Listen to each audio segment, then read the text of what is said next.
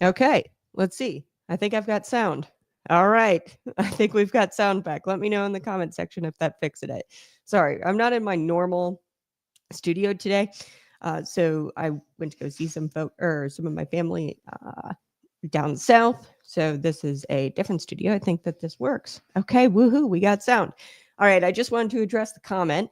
Welcome back to the Conservative Cat Show. I'll restart. You guys didn't miss much. I just opened.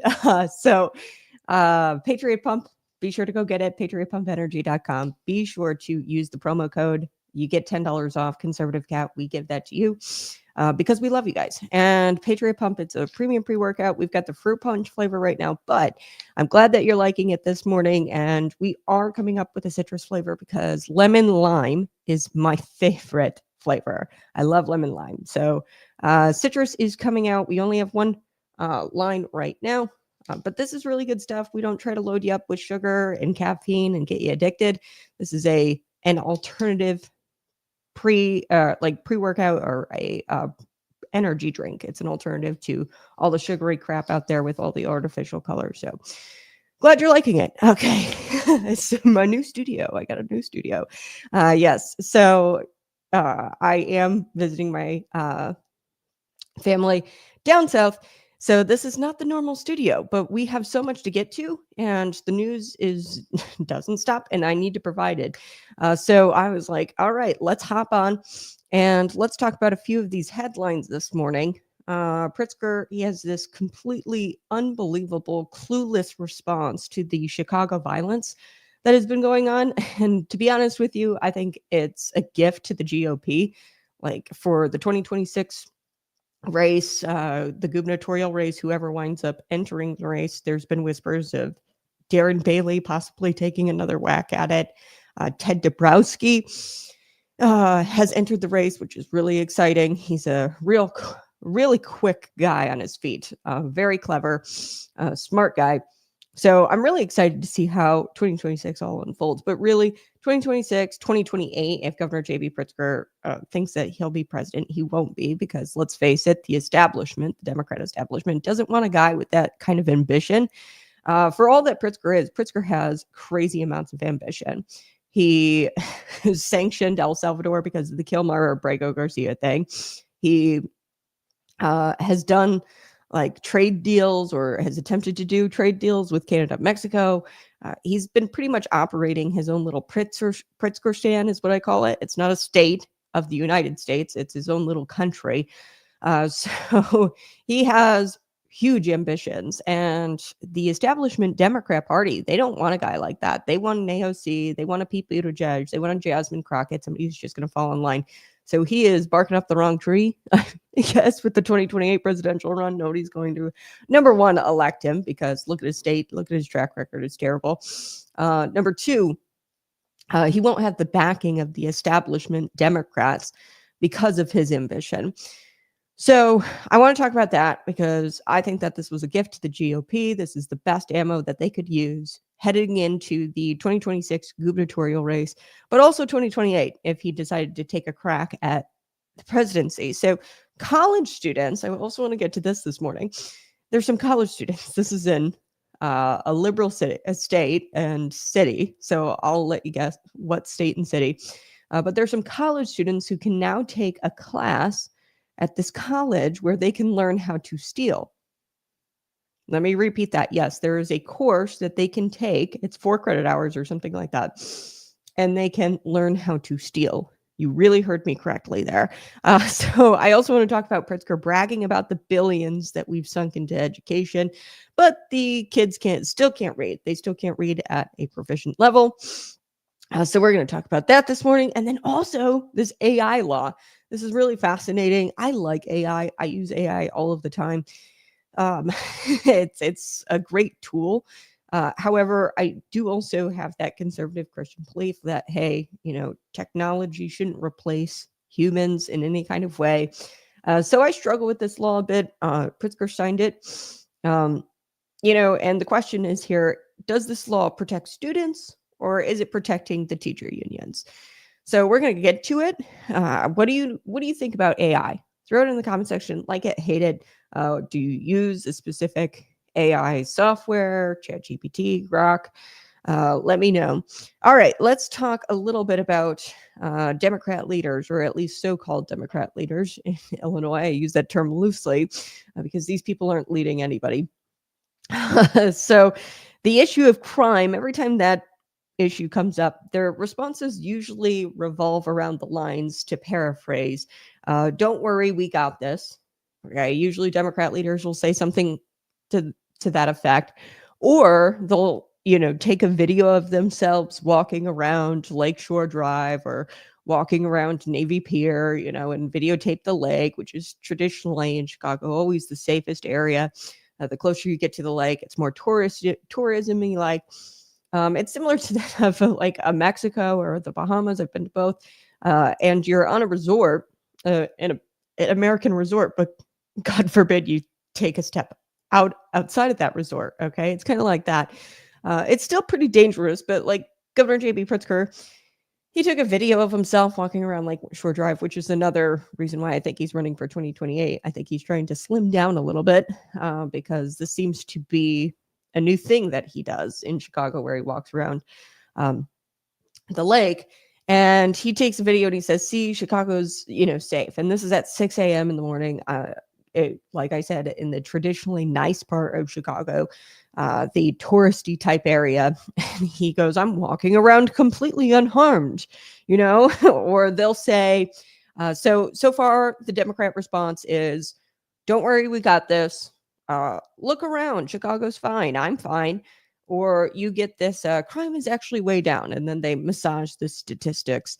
And, all of these responses don't go over very well with the Chicago residents. Like, they know that you're pulling the wool over their eyes, or that you're lying or fabricating these responses, and you're pulling these responses out of your ass.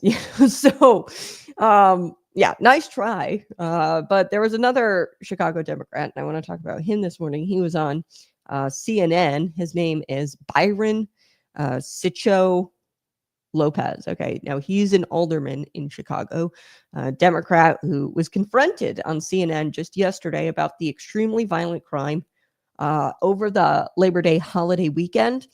Now, I was kind of waiting. I did my show yesterday, and I was like, I want to kind of wait to see these numbers and how bad they actually are, okay? Because it takes a while for these numbers to come out. And I was like, okay, these are really bad. A pretty bloody Labor Day weekend, which is so sad. And I chuckle at that because it's like they blame President Donald Trump for everything. They say, oh, he's a 34 felony counts. They blame him for everything, but yet they're not looking at their own backyard. And it was extremely violent, which is sad because all of these numbers I'm about to ramble off over the weekend, those are real people, real families, real moms and dads that won't come home to their children, real brothers and sisters that won't go home to their families. So here is what Lopez said, a Democrat Chicago alderman. He says, we also have many, many instances where the administration has escalated, exacerbated the violence in our, and he actually stutters and pulled the transcript of him on CNN, in our country. And he's like freaking out. I should have pulled the clip, but okay. So, and then he says, and in our cities. So he's blaming Donald Trump for the escalated violence that is going on in our cities because why? As if people are running around and in MAGA hats and, tying nooses around people's necks, Jussie Smollett. Completely flat out lie, by the way. That is not happening. That was all theater done by Jussie Smollett. So this Lopez fellow, he actually throws the word dictator out there and refers to Donald Trump as a dictator, and he throws out that card for good measure on CNN.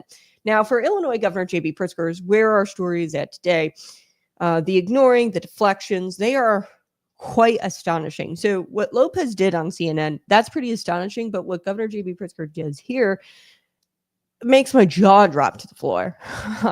And I get it. He's running for 2028, which is why this is so astonishing, because if you're running for 2028, you would be thinking, you would think that Governor J.B. Pritzker would come up with something a little bit better than this. So it's truly astonishing, the deflection that Governor J.B. Pritzker does here. Pritzker's answer, of course, to the crime that happened over the Labor Day weekend, the bloodbath that happened, is to, blame Donald Trump. So Pritzker's answer to Trump calling him out over the weekend, as the crime fest in Chicago was unfortunately underway, which is really sad. Trump referenced these numbers, and I pulled some numbers. So here's what I've got so far. As far as the Labor Day weekend carnage that happened, there were 6 people killed, 24 people were shot in Chicago last weekend, and Governor J.B. Pritzker.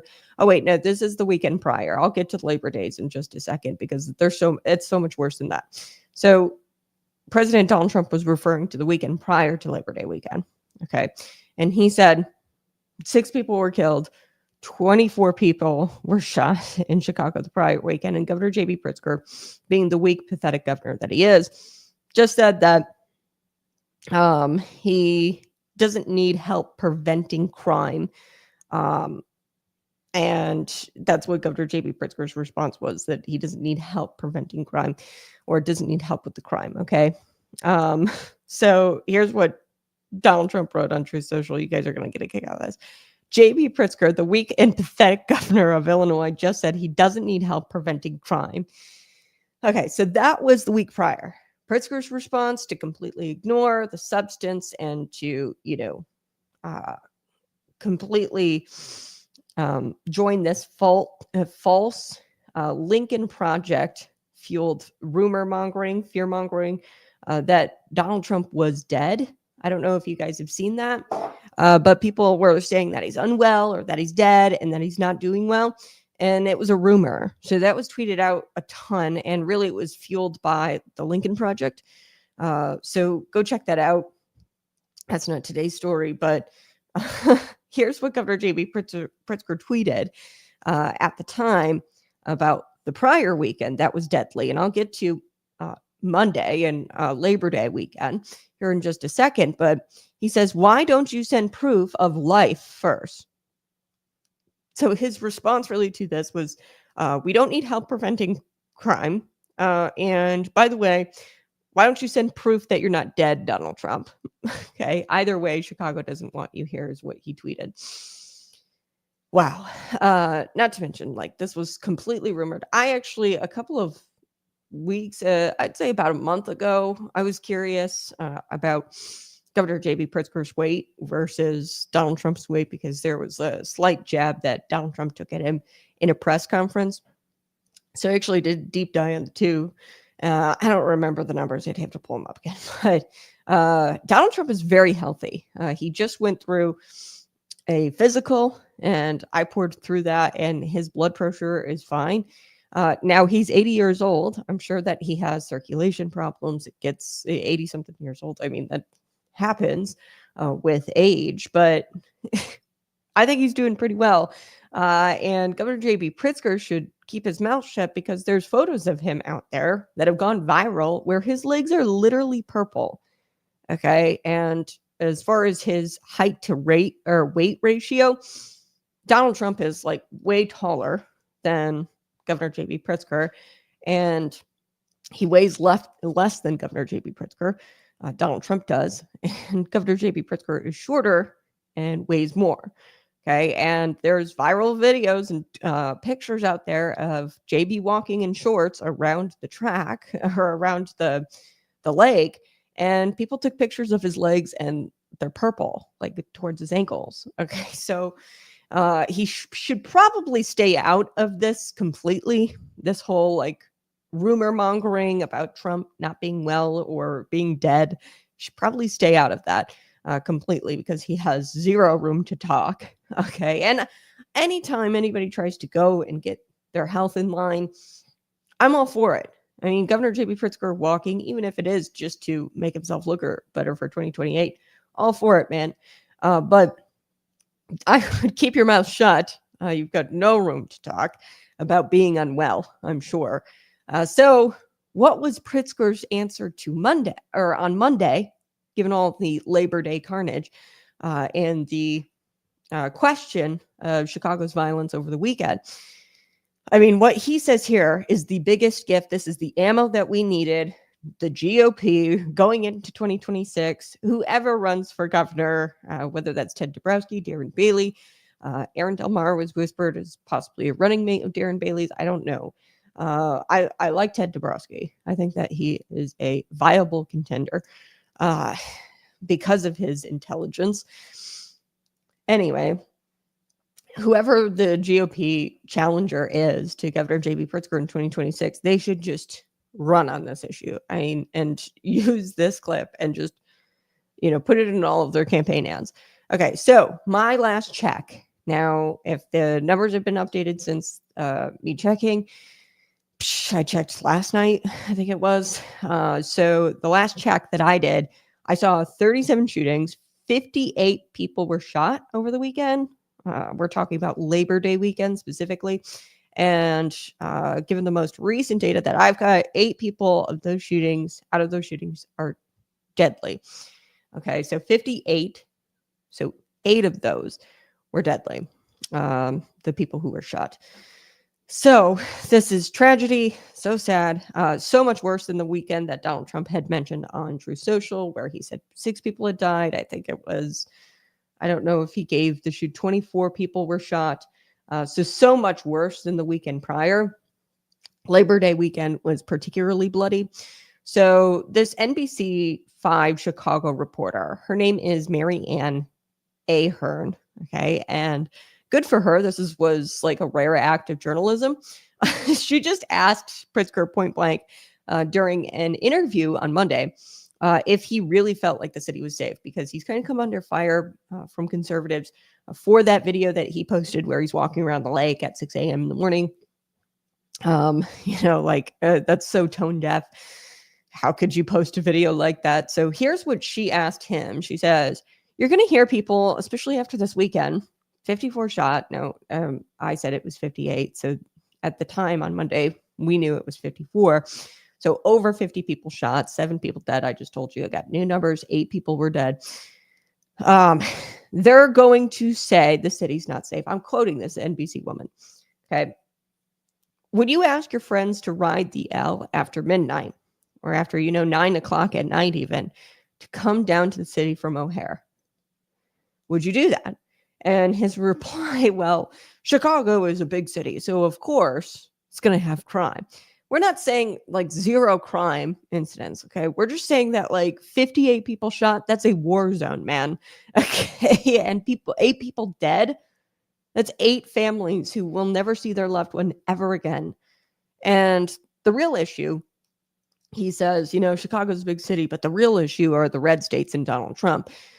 Look, big cities have crime. I understand that. There's no doubt about that. But let's just pay attention to what Trump is doing. He says, targeting Chicago. He's overlooking the red states who have much higher crime rates. As a flat out lie, but let's take a listen here to the response from the question from the reporter. Here we go. You're going to hear people, especially this past weekend, 54 shot, 7 dead. Yeah. They're going to say the city's not safe. Would you ask your friends to ride the L after midnight or after, 9 o'clock at night even to come down to the city from O'Hare? Look, big cities have crime. There's no doubt about it. But let's just pay attention to what President Trump is doing targeting Chicago. He's overlooking red states that have much higher crime rates. You're going to hear people, especially this past week. Okay. So you heard it there. I wasn't lying. He literally shrugged off that question and he said, it's just another kind of day kind of response. And to be honest with you, that didn't sit well with me. I don't think it's going to sit well with Chicago, with Illinois voters coming into 2026. They are fed up with violent crime, and it definitely shouldn't go over well with people in 2028 if he were to take a crack at president. This is just not acceptable. This answer, this response is not acceptable at all. His remarks got attention, of course, from Trump, from Vance, from the White House, from specifically, I want to talk about Deputy Press Secretary. Her name is Abigail Jackson. She responded to this specifically. She said, "It is what it is not the right response for a leader when asked about violent crime in their city. To all Chicagoans, President Donald Trump has proven that this doesn't have to be the way." Yeah. Further, Pritzker, like Governor Gavin Newsom, conveniently leaves out the fact that in these red states that do have high crime rates, I will give him that. There are red states, specifically, I think it's like Tennessee, Texas, a lot of this is blue cities, though. The red states that they reference to with crime issues, usually it's the big blue cities in those particular states that bring up that crime rate. Okay, so I do want to share this with you. This happened in downtown Memphis. It was a literal war zone. Okay, this was just over the weekend. Actually, this was on Monday, Labor Day, September 1st. There was a gun battle on Beale Street. This is in Tennessee. Okay, and there was half a dozen major fights in the street. There was one restaurant, and you're going to see this clip, that was overrun by a violent mob. So let's take a look. This happened in Memphis. Here we go. You'll see here, it's all silent. So look at this. A violent mob. They just overrun this restaurant. Look at this guy here. He's like so confused. He's like scratching his ear. He has no idea what to do. So they're all fighting. They come in. And this is what happens in red states, yes, but particularly the blue cities in red states. Okay, I just wanted to show you a little snippet of that. That is in Memphis. So, I mean, yes, Jackson, Mississippi. We saw this. This is a blue city in a red state, and this is controlled by Democrats. Okay, Jackson, Mississippi. Over the Labor Day weekend, there were 7 people shot, at least 7 people shot in Jackson. That resulted in 3 fatalities. Now, for comparison, okay, this is nowhere near what Chicago saw. Okay, 58 people were shot, 8 people died, 7 people were shot over Labor Day weekend in Mississippi, Jackson, Mississippi, and it resulted in 3 fatalities. The Clarion Ledger records show that 3 deaths mark 40 reported or the Ledger. Okay, this is a publication in Jackson, Mississippi. They have records that show that the 3 deaths mark 40 reported homicides investigated by Jackson police as of Tuesday, September 2nd's publication. So, you know, there are crazy amounts of homicides that are going on in blue cities, in red states. Yes. Nowhere near as bad as Chicago. Okay. I want to make that very clear. Like the numbers coming out of these red states with the blue cities, they are nowhere near Chicago's. Chicago has had the most murders per capita for 13 years in a row at this point. And for comparison, Washington, D.C., which was terrible. They had terrible crime. 2024, they had like nearly 200, and I'm being generous there, 200 murders in 2024, homicides. So these were deaths actually caused by homicide or like murder.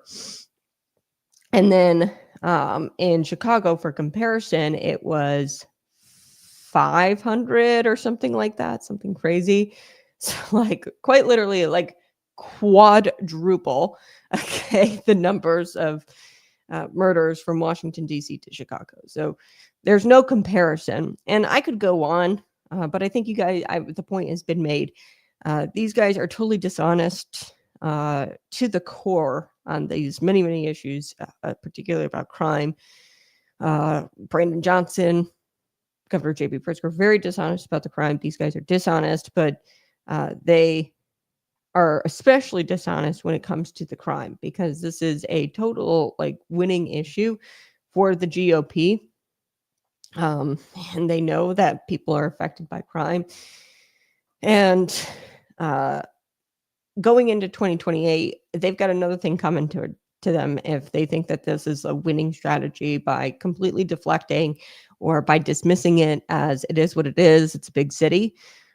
So they've got a totally different thing coming to them. They are not winning 2028. He's not even going to win 2026 at this rate if he keeps up that messaging. All right, I got to take a quick break, but we're going to come right back. And I do want to talk about the college. Guess in the comments section which city, state this college is in, where they are actually teaching students how to steal. It is a college course where you obtain credit for learning how to steal. All of this and more on the Conservative Cat Show.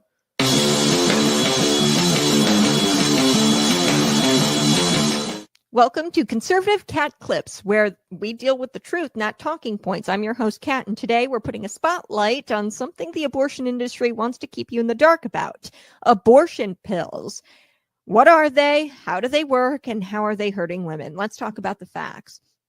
Over 54% of abortions in America are now done using chemical abortion pills. That number is climbing fast. Why? Because it's easier, it's cheaper, and it's quieter.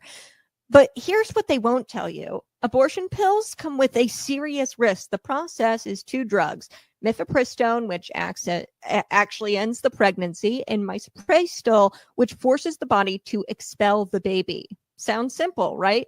It's not. According to the FDA, 4,200 serious adverse events have been reported, including 28 deaths since 2000, the year 2000. And those are just the official numbers. In 2021, there was a peer-reviewed study that found that ER visits after chemical abortions increased by over 500% between 2002 and 2015. And here's the kicker. Many of these cases are coded as miscarriages, and they're coded as miscarriages because women don't or they can't tell the hospital what actually happened and that they actually took these pills. That means the real damage, probably much worse. So way more than 4,200 adverse events since 2000.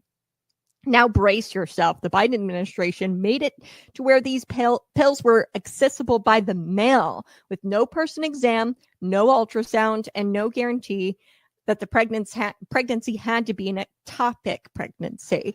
So, I mean, you could be taking these in your 6 months, 7 months, 8 months along. And it's not, this could be deadly if you take it when it's not an ectopic pregnancy. Women are being told to take these powerful drugs and there's zero medical supervision. That's not healthcare. It's called negligence.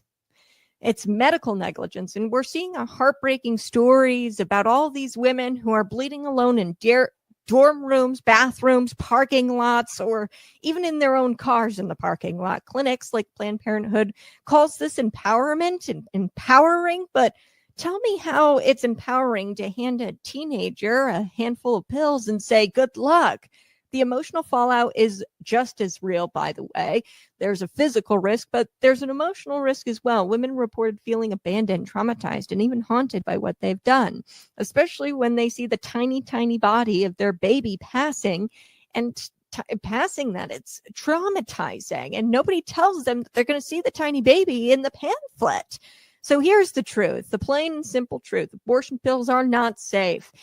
They're not kind, and they're not empowering. They actually hurt women, and they silence their pain by taking these chemical abortion pills, and they protect an industry by keeping the abortion in the dark. And it doesn't do anything to protect the individual at all. I'm Kat, and this has been Conservative Clips, Cat Clips, reminding you that real healthcare, it doesn't kill people, and real healthcare means empowering women and supporting women, not selling them lies in a bottle. Stay alert, stay bold, and always choose light. This has been Conservative Cat Clips. Hey, go ahead and smash that like button, share this out with your friends, subscribe. But right now, I will be getting to this new AI law that Governor J.B. Pritzker signed. And I'm kind of like, usually I know where I line up on an issue. AI is tough because I really do like it.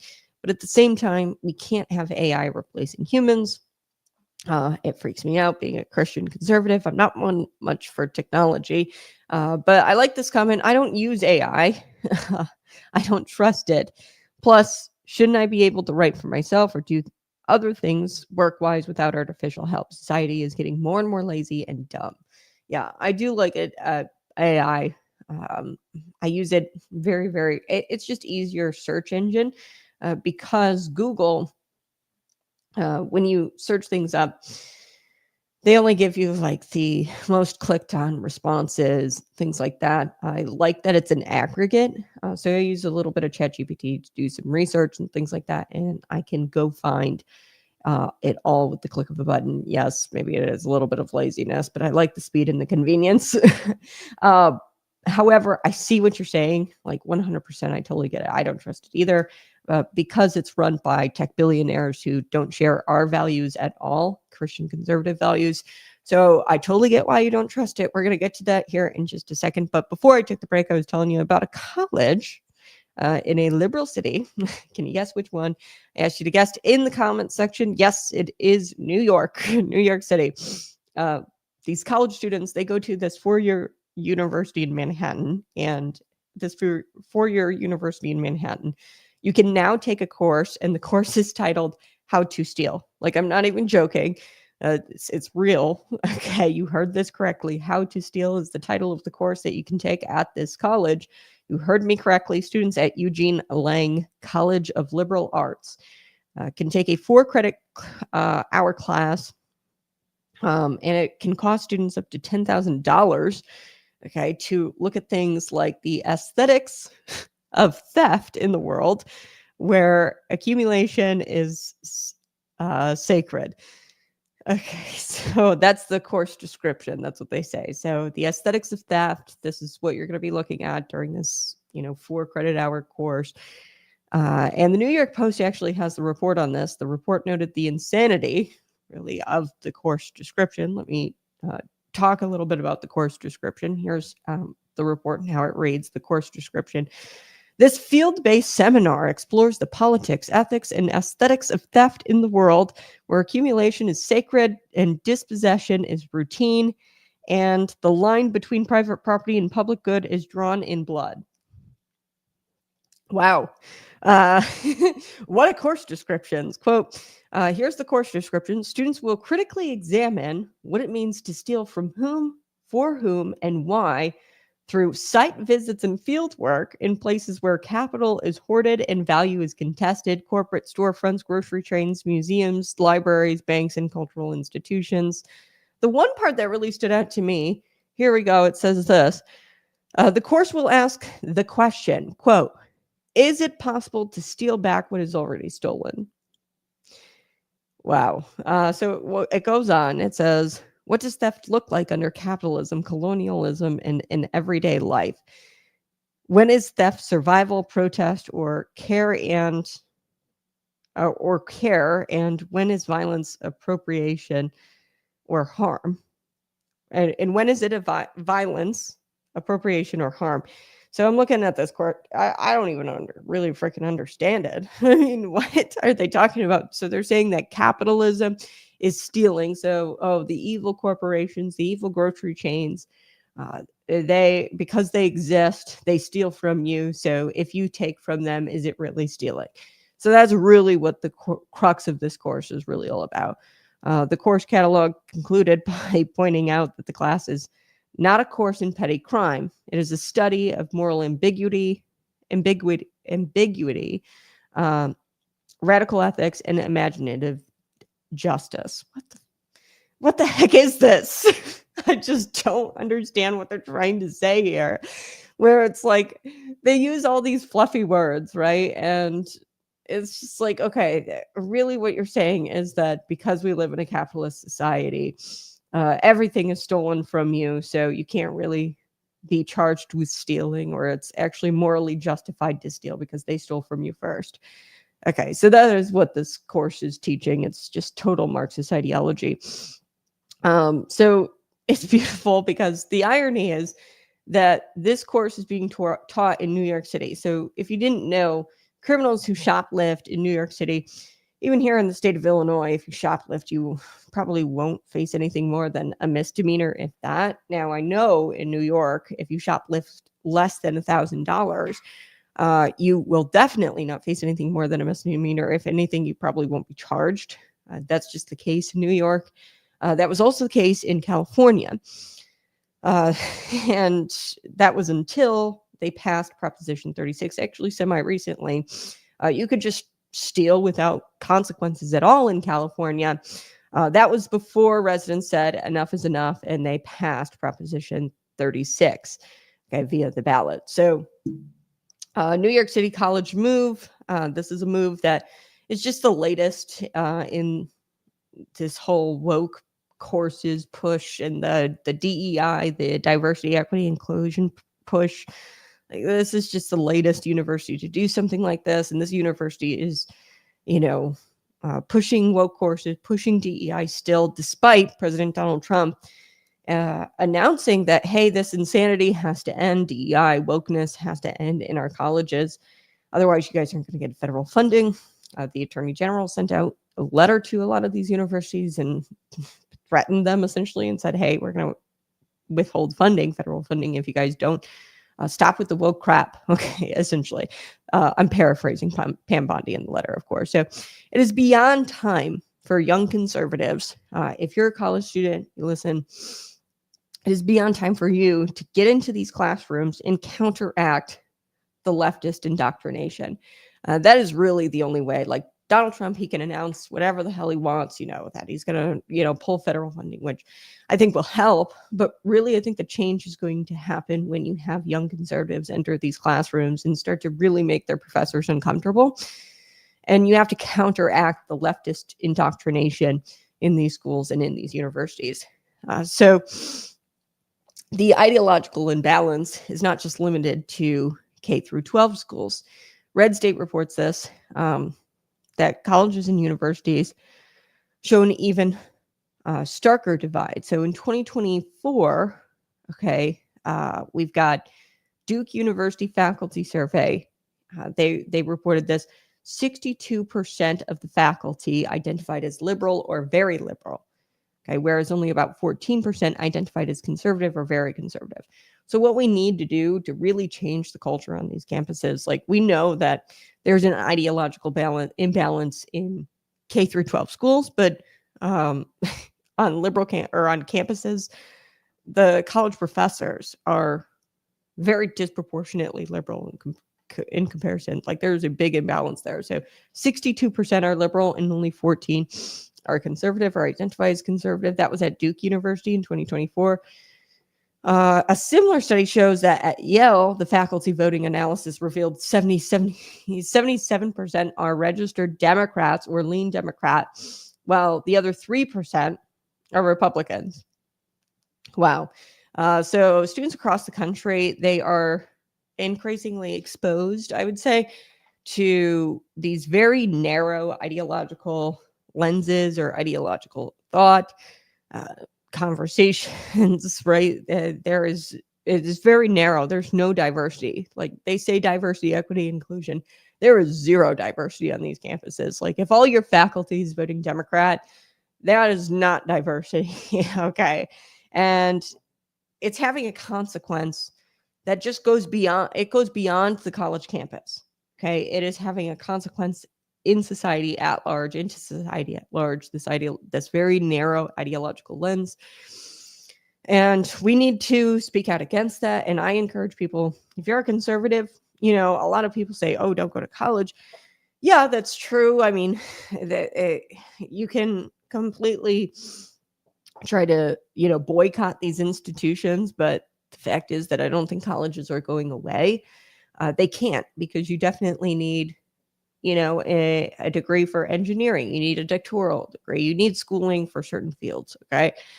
You definitely need more schooling beyond just your high school years. You need like adult in the field research. So these institutions, they aren't going away. So we have to infiltrate them as conservatives. If you are a conservative and you have the gift of teaching, or you want to teach, anybody can teach, but if you are a professor and you're a conservative, get into a university. And what we really need to do is speak out. I bet there's way more conservatives on these campuses than they were letting on, but you feel so silenced that you might answer, yeah, I do lean Democrat, but you really don't. So these could be very skewed, these polls that I had just revealed to you. The Yale, 77% are registered Democrats. At Duke University, it was 62%. Lean or liberal leaning. I bet it's way less than that, but you've got this silent majority, and they are terrified of exposing who they really are on campus. How do I know that? That was me in college. I just was terrified of talking about my politics. And I actually bent the knee, and probably would have, had I been presented with a poll or something where somebody asked me my political affiliation, I probably would have said liberal. And that's not true, because in 2016, I was running around my high school with a MAGA hat, and I was a young, 17-year-old. I couldn't vote until 2018. So I couldn't vote for Trump the first go around, rats, but I would have. And, I came from a conservative home. I definitely had those conservative principles, but I was terrified of showing them and being who I truly was on campus because of the way they make you feel if you're conservative. They'd call you fascist or whatever. These institutions aren't going away. We do need colleges, or at least higher level or higher education in some form or fashion. I don't know if there is any way to fix the institutions that we already have. The only way we would fix it, I would imagine, is by infiltrating it and having these young conservatives show up in mass numbers and making the faculty very uncomfortable and bringing a balance to the imbalance that we see on our colleges or college campuses and university or in our universities. All right, so let's talk about education. We're kind of already talking about education, but I want to talk about it at K through 12 level. Let me look at some of your comments. I had a criminal investigation training where I was trained a bit on how thieves do their thing, like stealing or lying. Maybe it takes a thief to catch a thief. Yeah. So that'd be kind of interesting. Maybe how to catch a thief would be a really cool class. Maybe not how to learn how to steal, which is actually quite literally the name of this college course that is at in New York City. And what was it? Eugene Liberal Arts College or whatever the hell. Maybe a college course on how to catch a criminal. That would actually be very helpful in society, and we need more people who can learn how to catch a criminal. Yeah, I don't think that's the direction of the course. I get what you're saying. Try to figure out how thieves do their thing, so that way you can better catch them. I don't think that this is that course, just by reading the course description. But I mean, it'd be kind of cool to kind of do criminal psychology and things like that. And there are courses, available for the, but simultaneously, they're also offering courses on how to learn how to steal. It's wild to me. I mean, I didn't think we could get any crazier, but here we are in 2025, and we're teaching our youth, our college students, how to steal and how it's justified because we live in a capitalist society and they stole from you first, these evil corporations. Total Marxist ideology. All right, let's get to education in Illinois. This is the Conservative Cat Show. Be sure to subscribe. We expose the lies. We hold the corrupt accountable, and we shine a light of truth from a Christian worldview. Okay, so I always provide you scripture and try to sprinkle that in, because everything that goes on politically can be found in scripture, and there's answers for everything in the Bible. Like, really, they're not really original people. The Democrats, liberals, leftists, whatever you want to call them nowadays. I just say it's just straight up evil working through flesh, the flesh of Governor J.B. Pritzker and others. I think it's just evil working inside them, whatever you want to call that. But this is like spiritual warfare, and they're not very original. They just take the opposite of what the Bible says to do, and then they do that thing. So today's story hits right at the heart. Hits right at the heart of family and liberty and education. So Governor J.B. Pritzker, he's out on the campaign trail again, obviously. So he's holding a lot of press conferences lately and doing a lot of ribbon cuttings because he's out on the campaign trail. Okay, so JB, he's bragging about how they showered billions of your tax dollars into Illinois schools. Okay, so billions upon billions, and I'll get to the numbers here in just a second. And he says that it's working, that funneling billions of dollars into these schools, that it's working. And then he's patting himself on the back like a guy who just set the world record in, ribbon cutting or whatever. Like, he's like, oh yeah, look at me cutting the ribbon on education or whatever. And he's patting himself on the back.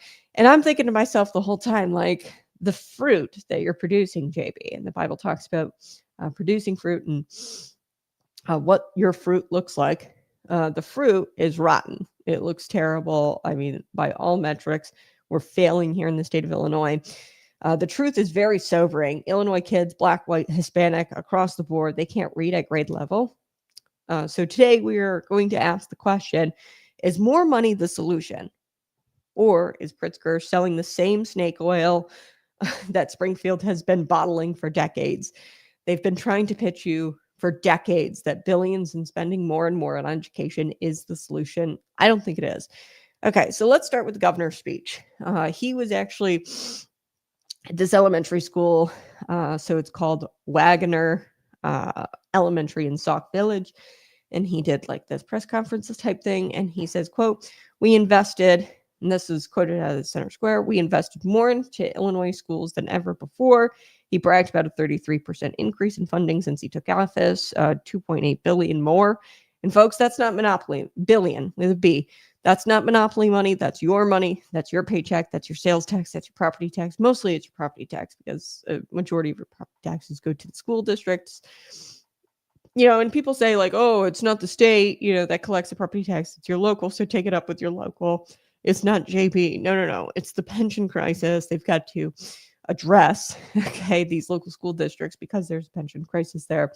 They've got to address that themselves. So they raise the property taxes at a local level to address the pension crisis or the pension debt because the state is not paying what they should into the pensions and they haven't been. So they're $145 billion in pension debt. Okay, anyway, not monopoly money, that $2.8 billion more, the 33% increase in funding. That's not monopoly money, that's your money. And it's out of your wallet, siphoned out of your wallet, laundered through Springfield into bureaucracies that never seemed to get enough money. So I'm talking Illinois School Board of Education, these bureaucracies that come up with the curriculums and the rules that are supposed to be passed down, through to these school districts, through this bureaucracy, through this state agency. They come up with rules and they follow them blindly a lot of the time, these school districts, because the school boards are weak in most cases.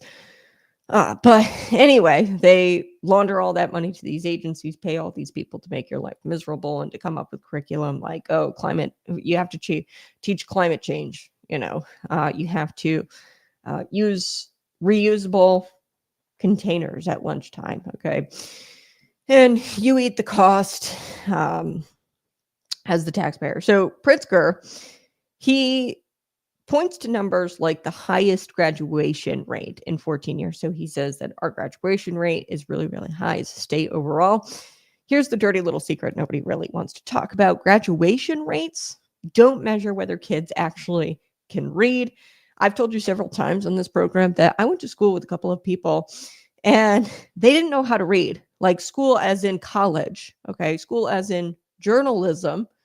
This is, I went to school for my journalism degree, and there were people in my class who couldn't read. Okay. And I remember I had this intern and I was a director of this internship of this department, and we hired her and the girl couldn't read and I had to fire her. Like, she can't read. I can't help her in this internship. This is all reading and writing, and like, this is journalism. I can't do anything if she can't read.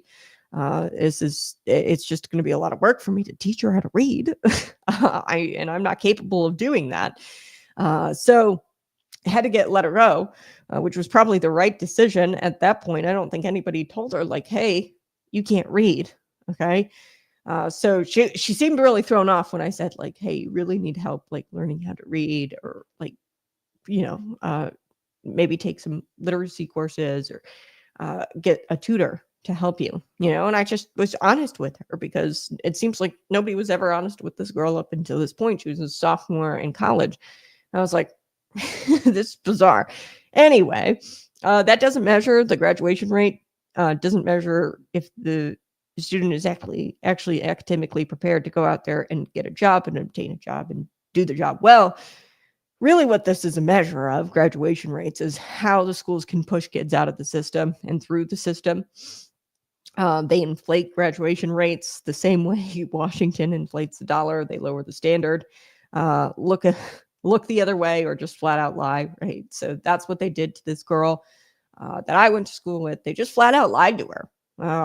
And I liked her enough and cared about her enough as a human being to not lie to her face and to tell her the truth. And it's really unfortunate that nobody ever told her the truth so she could go and get the tutoring that she needed. Okay, so friends, if money alone made kids smarter, Chicago Public Schools would be producing rocket scientists at this point, okay, by the dozen, if money made kids smarter, if taxpayer dollars made kids smarter. Instead, we have schools that spend upwards of $20,000 per student, which is insanity. Most private institutions don't charge that for tuition, by the way. And private institutions definitely are yielding better results than the public sector or the public education system. So $20,000 per student, yet they still can't get them to read at grade level. So this isn't education. What this has become is taxpayer-funded babysitting, essentially. And I know I'm going to ruffle some feathers. People really hate when I go after teachers, but I would say a good chunk of them, not all of them, but a good chunk of them do not get in it for the right reasons. They are lazy and they just want to babysit your kids. They are really babysitting, and then they're also indoctrinating. They want to create little activists rather than create thinkers, creative thinkers.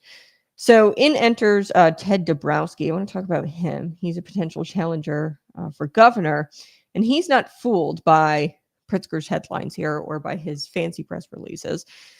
And I want to hold on. I'm going to get this clip going. All right, we got this going.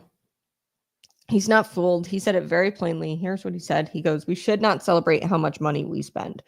We should, again, return to how many kids can read at grade level. That is what the metric should be. We should be looking at how many kids can read at grade level and what their academic performance is like versus, graduation rate."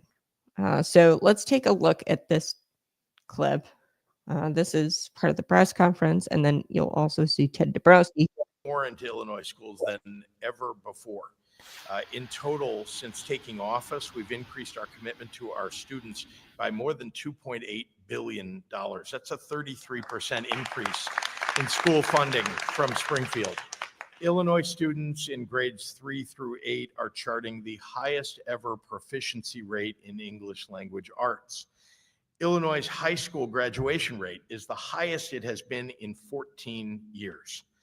CNBC, the television station, CNBC network, now ranks Illinois 3rd in the nation for education. It's great, but I want to be number 1.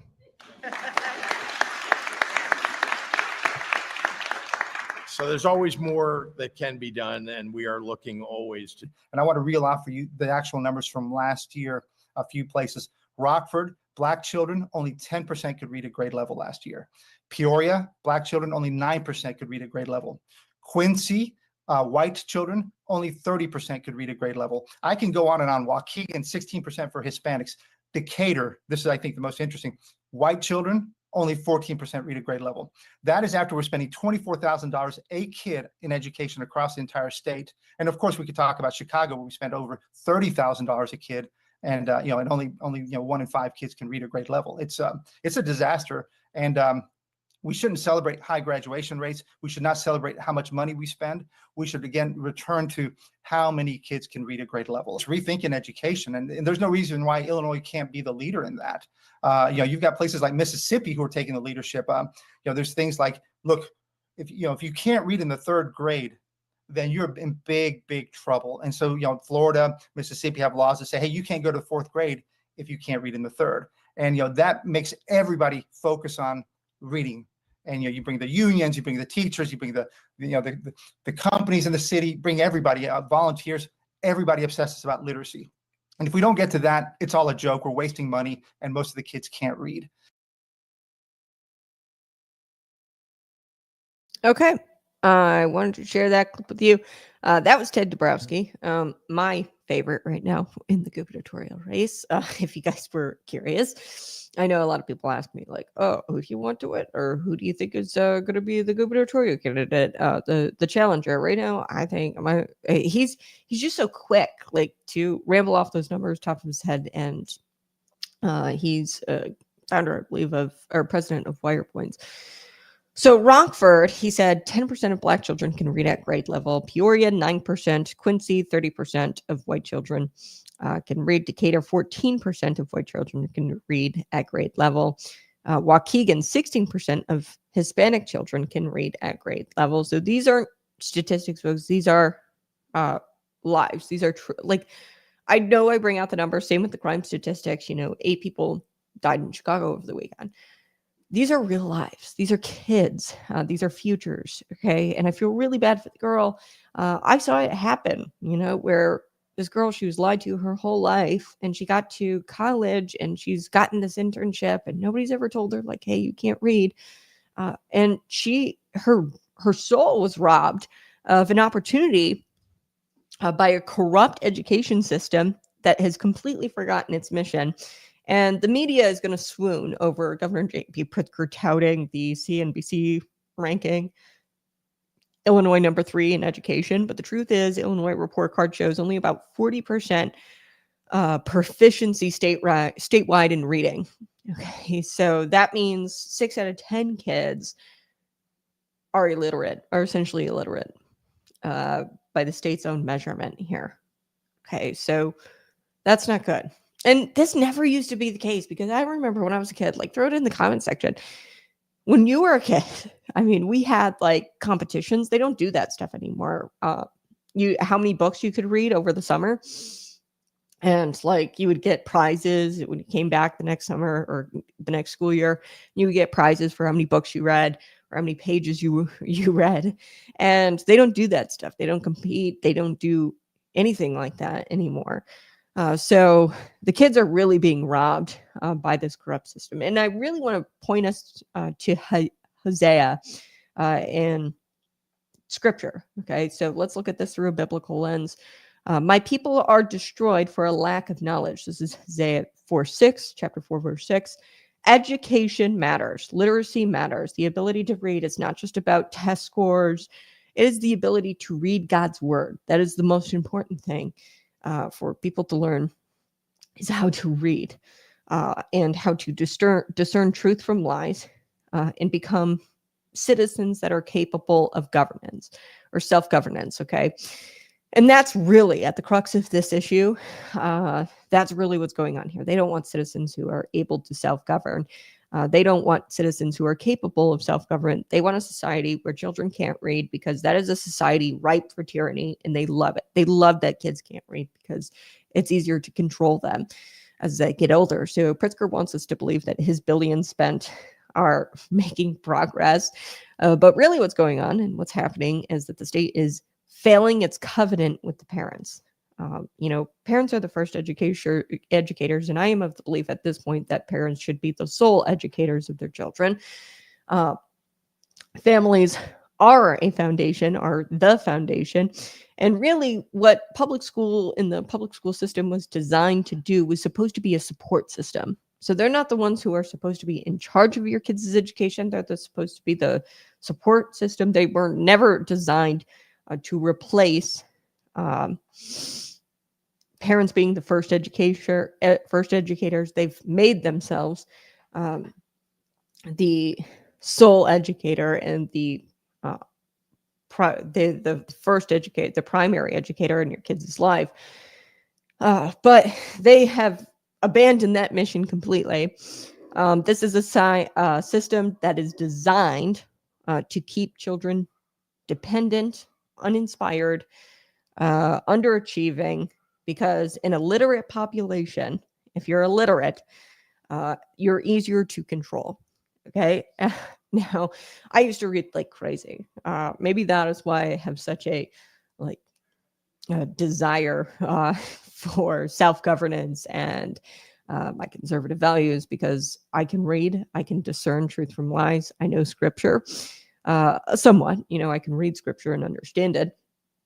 And Hosea 4, chapter 6 makes it very clear that my people are destroyed for a lack of knowledge. I wouldn't say that I am like smart by any means. I've got so much more to learn, but my ability to read and the fact that I read like crazy when I was a kid, my mom encouraged it. My parents encouraged it. They were the first educators in my life. The school came second. And they were used as support because I went up through the public school system. But back then, and this just goes to show you, I'm not that old. I graduated in 2017. I don't think I'm that old.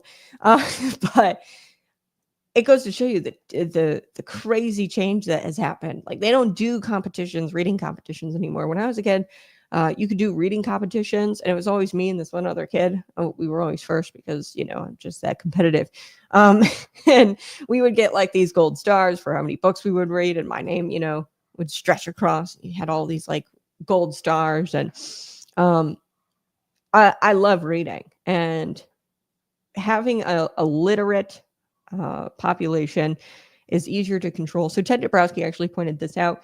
In states like Mississippi and Florida, they actually don't allow you, and this used to be a thing in Illinois. They've changed it completely. They weren't going to allow you to pass the 3rd grade if you couldn't read well. Okay, so you don't move on to the 4th grade. Harsh. I mean, not really. It's honest, more so. I wouldn't call it harsh. Because if you can't read, every grade that follows 3rd grade is meaningless. Okay, so you can't do history, you can't do science, you can't do civics, you can't do any of that if you don't know how to read, right? So they're in Mississippi, they used to be dead last in education. So today, fast forward to today, since implementing a law that says that you can't move ahead to the 4th grade if you don't know how to read, since they've implemented that law today, they are beating Illinois. Florida, the same story. They were dead last. These were states that were not doing very well in education, and now they are doing very well. So they emphasized, and here's what it is: the red states here, the Mississippi and Florida, what they did, they emphasized phonetics, sounding out the word. They also emphasize things like teacher accountability. So I'm all for providing teachers pay raises or performance-based raises for the ability of the kids to be able to read. So we used to do things like that here in Illinois. We don't do that anymore where teachers actually get a performance raise. So like their kids, if they, read more or if they do better on these tests, they actually get bumps in pay. And what that teaches teachers is accountability, and it also encourages parent involvement. So if a teacher is going to get a pay raise based on performance, what they're going to do is like make sure that the kids are involved, or that the parents are involved with their kids' education just as much as they are, because they want to see that raise, right? And they know that, hey, if the reading and the involvement, the teaching continues at home, then I will get my raise, probably more so, or faster I'd be able to get my raise. So what we have done now is that we've taken the emphasis off of teacher accountability. They don't want accountability. They want more money, more political power. And what they emphasize now is how much cake can we bake for the teachers and unions? How many photo ops can the governor schedule? That is the emphasis in education now. How much money can we funnel into these teachers' pensions and their salaries without actually doing any of the work? So here's what we can't tiptoe around. Here's the elephant in the room: teachers' unions. Every time reform is suggested, the union screams because they don't want literacy. Okay, they don't want tests tied to promotion. They don't want those. They don't want accountability. They want more money for doing no work. Okay, and they want more political power and fewer standards. That is what these teachers' unions want, because they are Beckies that are coming out of these liberal universities, like we talked about earlier. And what does Pritzker do? He feeds them. And why does he bend the knee? And why do Democrats, the supermajority in Springfield, why do they bend the knee to the teachers' unions? I'll tell you why. It's because the unions are Governor J.B. Pritzker's campaign machine, and the Democrat supermajority in Springfield. Not even the Democrats, I would say Republicans, Tony McCombie. A lot of these people get money from the Teachers Federation. So they get the taxpayer money, okay, the $2.8 billion that we talked about, the 33% increase from Governor J.B. Pritzker. They get that money from the taxpayers. It's funneled to them through bloated education budgets. Then it's funneled right back to the Democrats via campaign donations. Okay, it's all legalized laundering, folks. It's clear as day. And your kids are the pawns in the whole scheme. So what do we do next? First, we stop measuring success by dollars spent. That is just a stupid metric. We spent 33% more. That means it's working. No, it's not. You can spend as much money as you want. The kids are still going to be illiterate. Okay. Clearly, $20,000 per student, it's not working. So start measuring success by how many students can read, if they can read, at what level, how they write, how they think. That's how we should be measuring this. Second, we need to bring churches and parents back to the center of education. Okay. Like I said, they should be the primary educators. Public school was meant to be a supplement. Okay. To the primary educators who are the parents. Education shouldn't stop once they come home. Okay. And really, what needs to be happening is you need to get your kids involved in Sunday school. And we do at the Tabernacle Sunday school, and we force the kids to read, right? We have them read, we have the popcorn read, and that's really where I think a lot of the illiteracy comes from, is because a lot of these kids aren't even in Sunday school. Churches, used to be the literacy machine and the engine of America. And Sunday school was originally about teaching children to read the Bible. And that foundation built the most literate society on earth. And since we've abandoned our Christian principles and our values, and since we've emptied our churches, it's no wonder that we've become more illiterate over time. So we definitely need to do that. We need to break the stranglehold that the unions have over our politicians. That means school choice. Okay, that means empowering the parents, giving them the ability to take their tax dollars to a school, a public, private, charter, Christian school, whatever it is, that actually teaches their children. Because at the end of the day, the money should always follow the student, not the system. So in closing, with the education K through 12 and these $1 billion spent, but yet the kids can't read, Pritzker wants you to believe that he's building the best school system in America. But friends, you can't build a palace on a foundation of sand. Okay. The Illinois schools are failing the most basic task, which is to teach the kids to read. No amount of money, no amount of press releases, no amount of CNBC rankings can hide that. Okay. Because we're seeing it play out in our everyday lives. You probably work with somebody who probably can't read. The Bible tells us you will know them by their fruits. That's what I want to talk about today, because the fruits of Governor J.B. Pritzker's education policies are illiteracy. Okay, wasted tax dollars and families stuck in these broken systems. Illinois deserves better. Our children deserve better, and it's time that we demand better. We can demand better, and that's the truth. That's the mission, and that's why we're here. The Conservative Cat Show. To demand better of our elected officials, to demand better of Governor J.B. Pritzker. And we need to stay strong, stay free, and stay in this fight because our kids are worth it. All right. So when we come back, I got to take a quick break. We are going to be talking about AI. So he signed a bill, House Bill 1859, and this bans AI from being the sole instructor in community colleges. Very education heavy today. But go ahead, smash that like button, share this out with your friends. I appreciate you being here. Subscribe to the channel, and we'll be right back.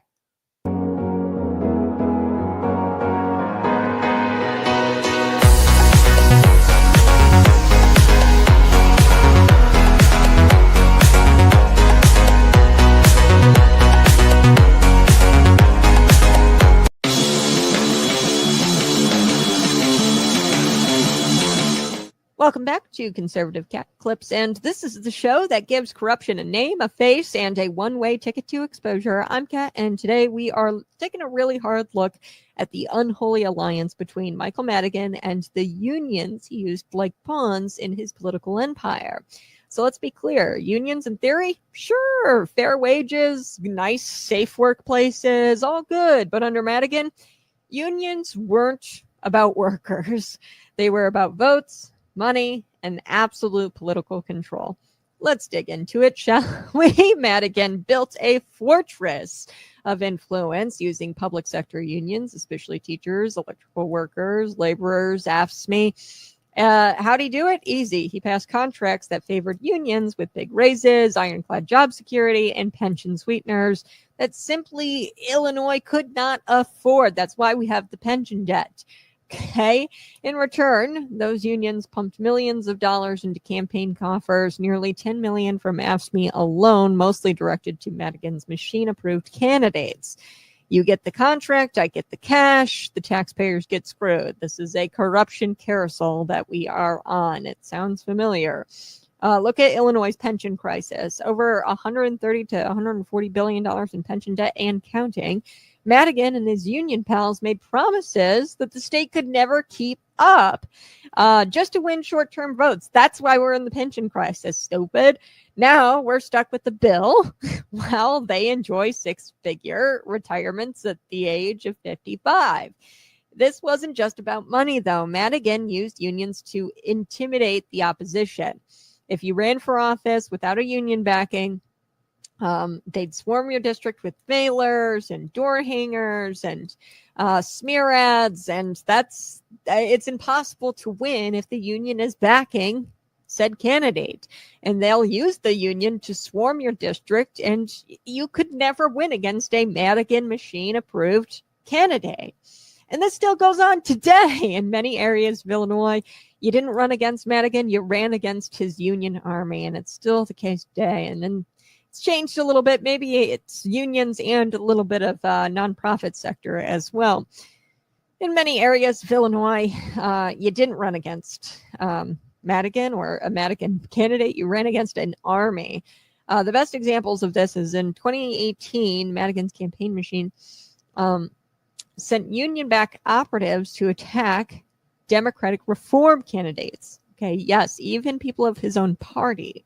Okay, if they dared question his ethics or if they dared run against one of his handpicked puppets, they would go and they'd send union-backed operatives to go and attack Democrat reform candidates. Not quite literally, but, you know, the door hangers, the smear campaigns, all of that. And they had the money to do it because they kept getting the contracts from the government, from Madigan. And he had all the money in the world to do it because he kept getting the money from the unions. It's just this carousel, and you just keep getting screwed as a taxpayer. So don't forget about the shady deals. One union-linked lobbyist said that he felt obligated to hire Madigan's people just to get access to Springfield. That's not representation. That's racketeering with a pension plan. Okay. Now, even with Madigan under indictment and facing sentencing, he has 22 counts of corruption. Those union ties still linger. The same union leaders that backed him for decades, they're still sitting pretty. They're still funding candidates who won't touch reform with the 10-foot pole. None of these candidates want to touch reform with 10-foot pole. Nobody's really denounced Madigan's political machine. Governor J.B. Pritzker surely hasn't. And this has been Conservative Cat Clips, reminding you that unions have become political weapons when solidarity becomes code. Solidarity is code. That word is code for corruption. And when the taxpayer is left holding the bag, that's not labor, that's a scam. Okay. Michael Madigan may be out of office, but his legacy lives on with bloated budgets, crony contracts, union bosses who still pull the strings from behind closed doors. And here's your homework, my folks, in Illinois. Follow the money, follow the endorsements, follow the corruption, because it always leads back to the same machine. This has been Conservative Cat Clips. Hey, go ahead and smash that like button, share this out with your friends, and be sure to subscribe to the channel. That really helps us out, and you can always send your super chats. I will take them here in just a couple of minutes. You can also support the program by visiting patriotpumpenergy.com, getting your bottle of premium pre-workout, $10 off if you use the promo code Conservative Cat. All right, let's get to the AI bill. I think that this one is going to be a whole lot of fun. So this is House Bill 1859. It was signed into law by Governor J.B. Pritzker.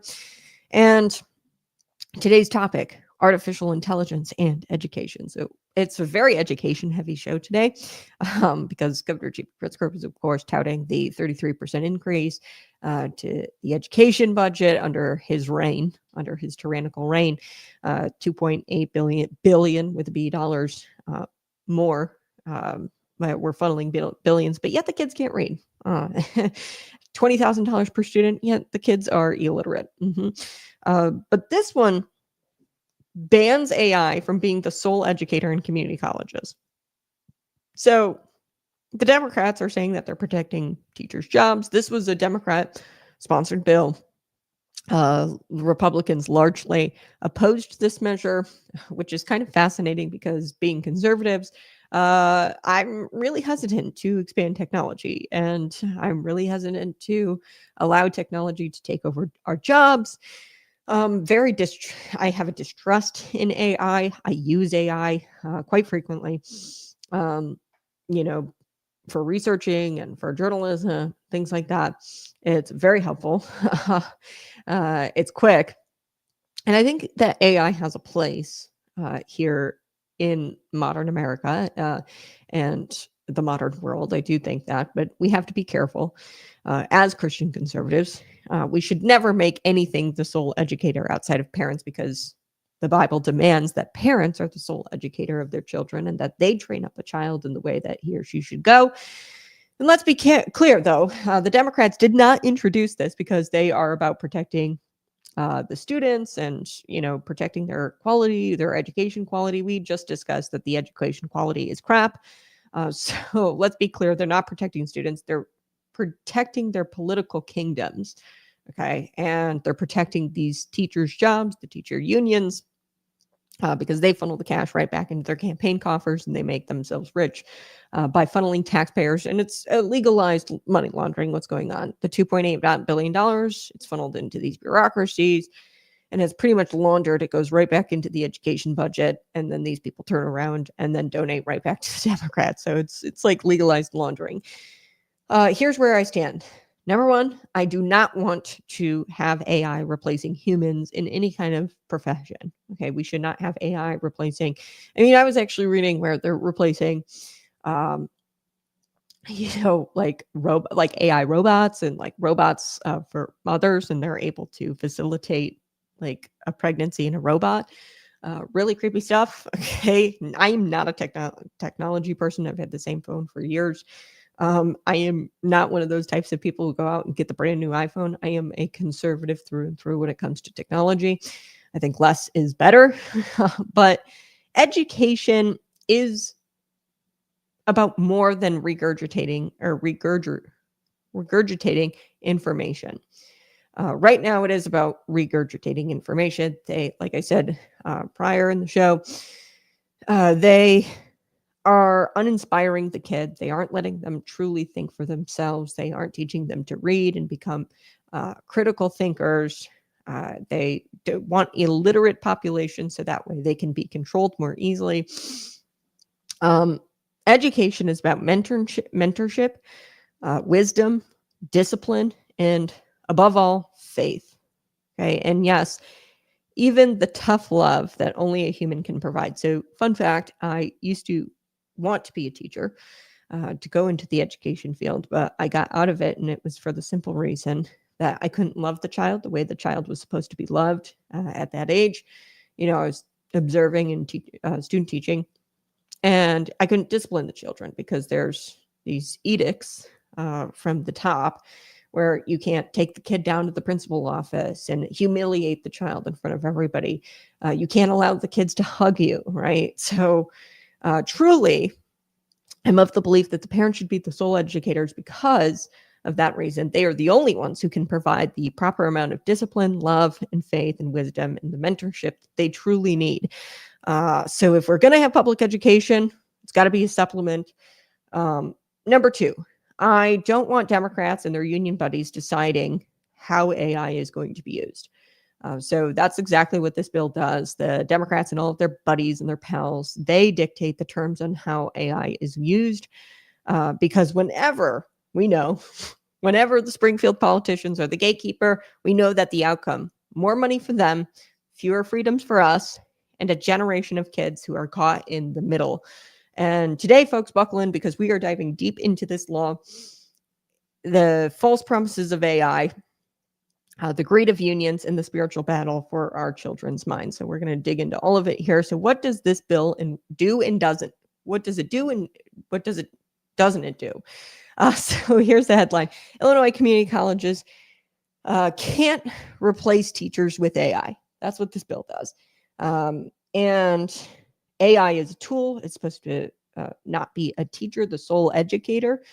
And all of this sounds reasonable. I mean, to quote from the senator who introduced this, he says, on the surface, or he says, the bill is about AI being a tool, not the teacher. Okay, that's to quote him.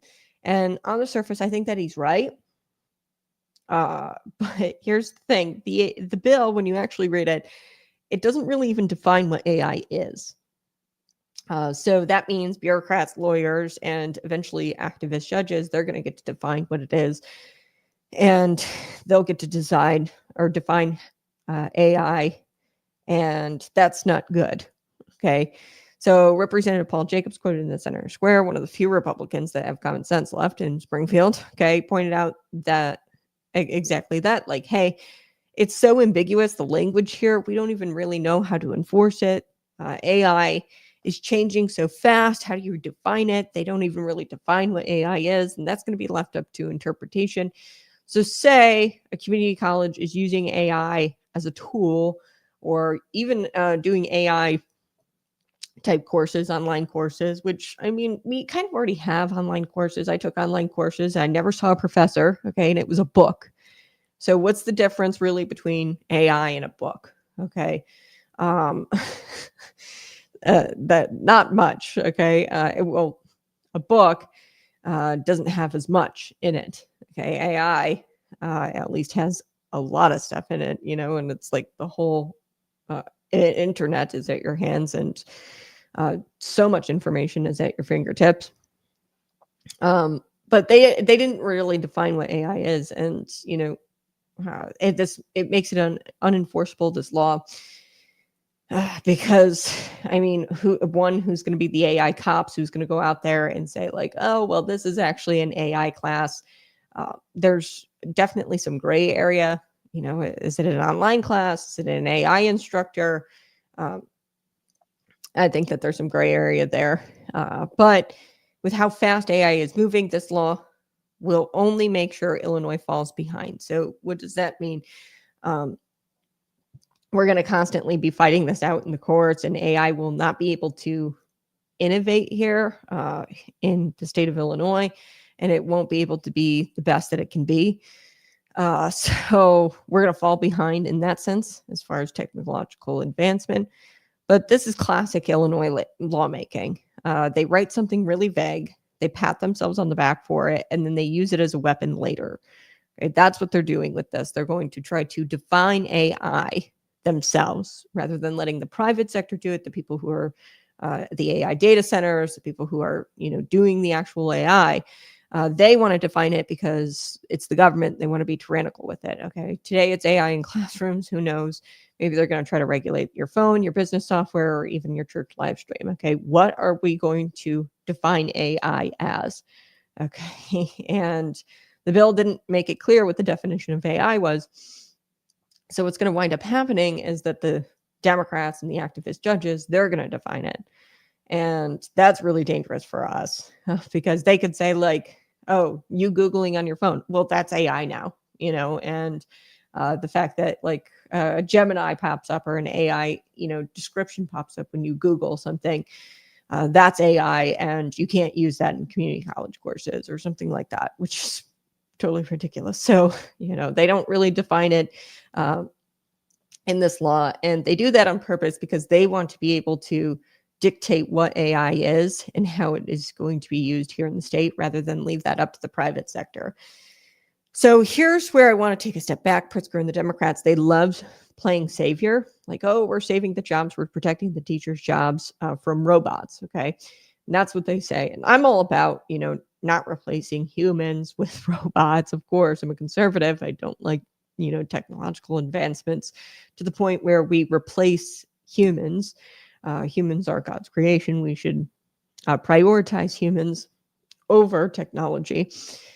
But let's ask the obvious here. Who has been eroding the dignity of teachers for decades? Who has forced them into these unions where meritocracy, we talked about it earlier, is rewarded? They don't reward performance. They don't reward teachers who yield better results or academic performance out of their children.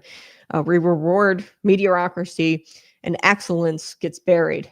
Okay, they lower the standards of reading, they lower the standards of math. They just did that, Illinois School Board of Education. They're got high graduation rates because we're graduating kids who can't read, letting them graduate, and who turned the classrooms into woke indoctrination factories instead of halls of learning. Okay, it wasn't AI, folks. It was the politicians that we have now. And now those same politicians claim that they have the moral high ground against AI. Please. This is like the fox lecturing the chickens about their security measures. Okay. They just want to be the ones who define and control AI here in the state of Illinois. It's kind of like, I've talked about this before, my position on cannabis and recreational marijuana. I'm not a proponent of it at all. I wish that it wasn't, I wish that it hadn't been legalized. Okay. But now that it's legalized, I take the position of, not regulating Delta 8, because you've got a lot of these Democrats and Republicans even who come out and they want to regulate things like Delta 8, Delta 9, these cannabinoids.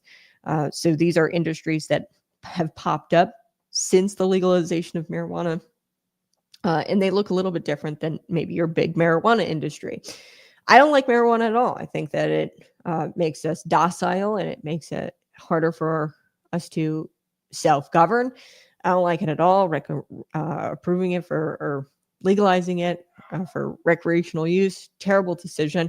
But now that we've made that decision, now that we've gone down that, like, AI isn't going away, now that we've gone down this rabbit hole, who are we going to have be the ones who define AI? Do we want it to be the politicians or do we want it to be the private sector?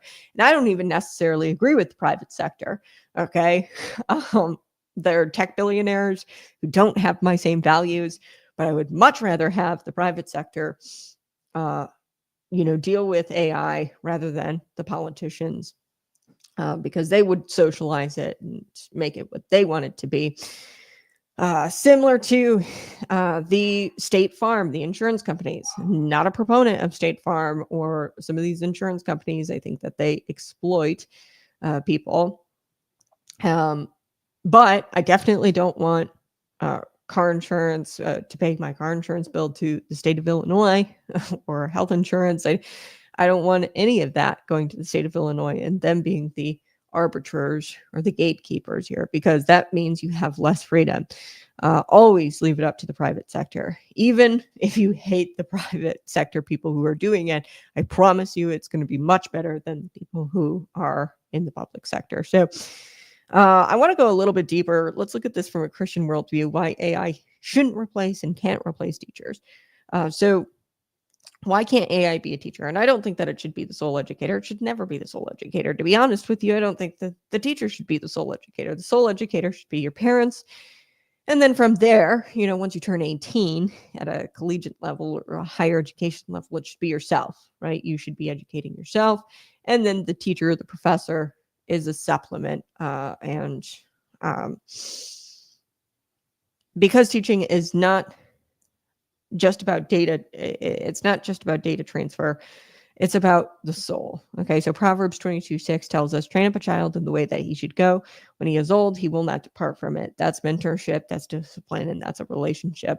And that's specifically for parents. That's part of scripture. So Proverbs 22:6. AI can spit out facts, but they can't correct character. Really, the character corrections come from, parents, K through 12, and then the character correction. You should have trained up that child in the way that he should go, and that character correction should be innate once that child turns 18, and they should, correct their own character and have some sort of wisdom, and can model the wisdom that you had and that you trained your child up in. So you can't look a troubled student in the eye and see the image of God in them. AI can't do that. It cannot look at a child or at a student and see the image of God in them. So it cannot lay hands on them and pray. AI can only simulate what it's programmed to replicate. Okay, so who programs it? I've already talked about this, tech elites who don't share your values. So like I said, I'm not a really huge proponent of AI in the sense that we should replace teachers with AI. However, the teachers are not doing a lot of what I said that AI can't do. They also aren't laying hands on children and praying over them. They're not looking at students as, image of God. They're not correcting their character. They're telling them that, yes, little Timmy, you can be whatever you want to be, even if that means a flying squirrel. Okay. So they aren't, modeling wisdom, the teachers that we have currently. So I don't like the educators or the AI because I don't think that they're doing the biblical model of teaching. So when Democrats say, don't worry, we're going to regulate it for you, what they're really saying is that we'll decide when the machine raises up your child and when the union, teachers union, raises up your child. So they don't want parents to think that they have a say at all. It's either the educator or AI. It's neither. Okay. The educator or the teacher who isn't the parent isn't the one who has primary education or should be the primary educated. They shouldn't be either, much like AI shouldn't be. So school choice, if we brought that back, that would give parents more of a say. So let's take a look at this. Imagine for a moment, if you will, Illinois actually let AI run classrooms. Okay. What would it look like? A student would say, hey, what's 2 + 2? The AI teacher would probably say, well, according to today's woke curriculum, 2 + 2 could equal 5 if equity demands it, right? The AI teacher could be programmed to say that, but I mean, guess what? The educators, the people educators are doing the same exact thing. Better yet, the student says, hey, can you explain the Constitution for me, AI teacher? And then the AI teacher comes back and says, well, that document is outdated. Please proceed to chapter 1 of Karl Marx's Communist Manifesto. Okay. That stuff is going on with would probably go on with AI. And it's already going on with teachers, in-person teachers. AI won't be neutral. The teachers aren't really neutral. So again, the parents should be the primary educators. It'll be programmed with the same leftist ideology AI that already controls the schools. That's what is going to wind up happening. So which is why banning AI in the name of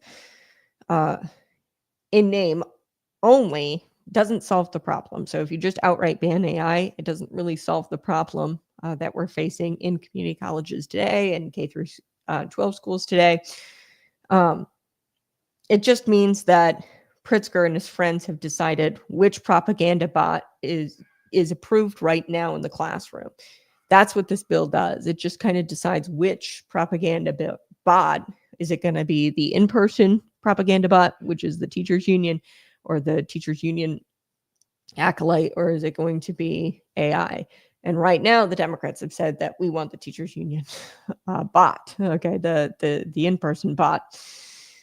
So let's be honest, this bill does nothing to protect the students. It's more about protecting the union cash flow because they don't want teacher jobs to go away because they need that union cash flow. Teachers unions don't want competition, not from charter schools, not from private schools, and certainly not from technology that could make them obsolete. So that's really what this is about. It's not about protecting the kids and the quality of education. And I am not advocating for teachers to be replaced with robots. But they definitely got to be replaced with the parents. So the parents should be the primary educators. We should involve parents more and not indoctrinate kids. So what I am saying here is that unions are using this as a scarecrow. Okay? They're saying, if you don't give us more money, the robots are coming for your kids. Okay. And these gullible politicians like Governor J.B. Pritzker, they jump right in and they give these unions way more money. Why? Because the unions bankroll their campaigns, and this bill is payback, plain and simple. Like, this is a big thank you to the teachers unions. Like, hey, don't worry, you're safe. And really what this could ultimately do, this bill, if we had AI in classrooms, it could save taxpayers a whole lot of money, specifically public universities and community colleges. So yeah, I think that there's a truth here that we need to expand school choice and let parents be the primary educators, not teachers, and definitely not AI, right? So I've got to take a quick break, but we're going to be right back. Smash that like button, share this out with your friends, and subscribe to the channel. I'll be right back.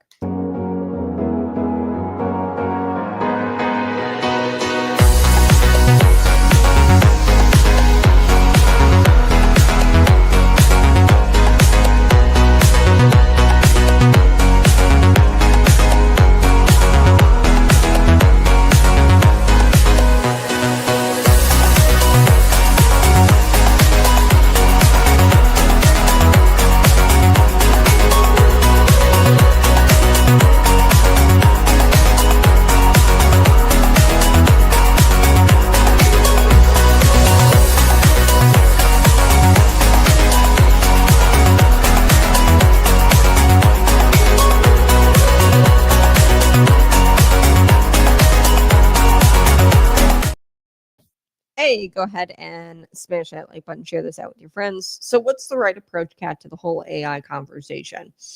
Number one, we need to keep the human element in education.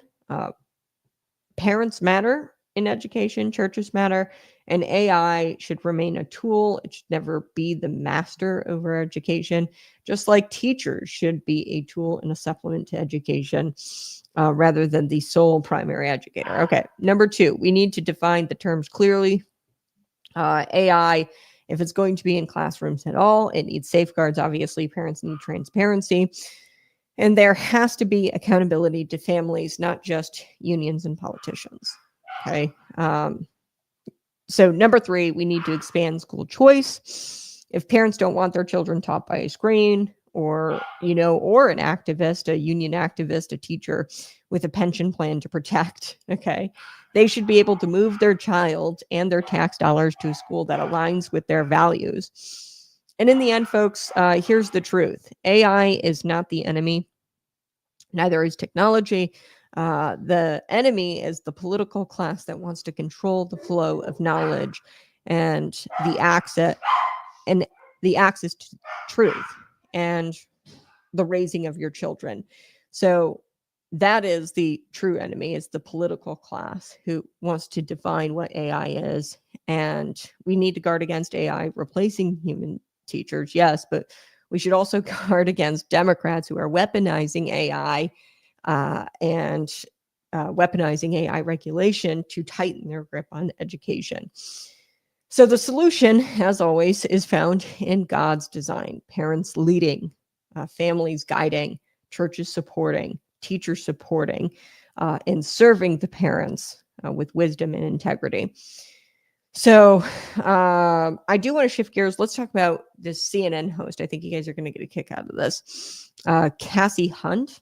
Okay, so I want to talk about Trump's tariffs, because when they're not screaming about Donald Trump and the criminal or him going in and federalizing some of these liberal cities, when they're not talking about him doing that and how he's a fascist for doing that, they're talking about how, his tariffs are going to destroy us all, right? That's usually what the mainstream media talks about. If they're not talking about Donald Trump trying to make these liberal cities better. So she actually admits on CNN, the CNN host, that Trump's tariffs are actually forcing her to buy American goods. Let's take a listen. Here we go. I bought like a hook that goes on my wall from a Swedish company. They sent me an $80 bill, some amount of which was tariffs. So Right.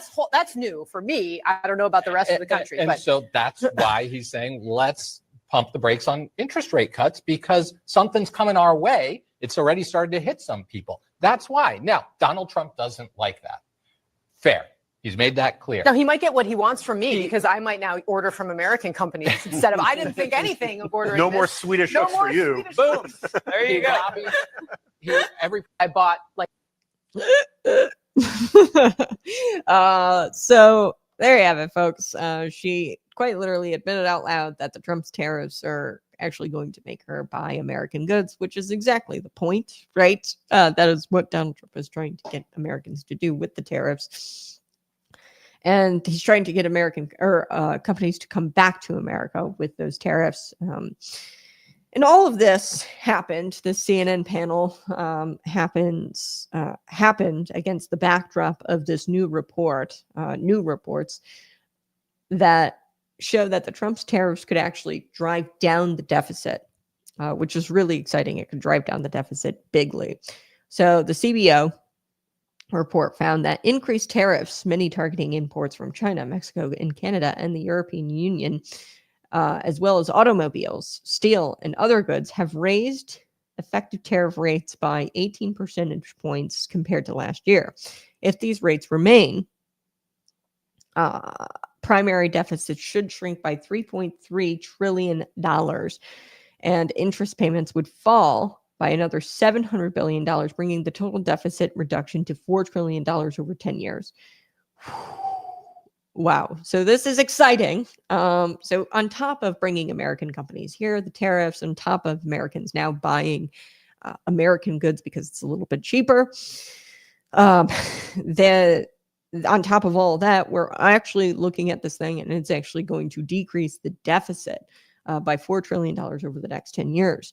So higher tariff revenues, less need for federal borrowing, by the way, resulting in significant savings on national debt interest payments. So this is all good news. Like I've talked about before, the tariffs, what Donald Trump is trying to do is return us to like 1920. Really the 1930s. It was when they started to make this shift where we weren't tariffing anymore. We were just kind of using the taxpayer.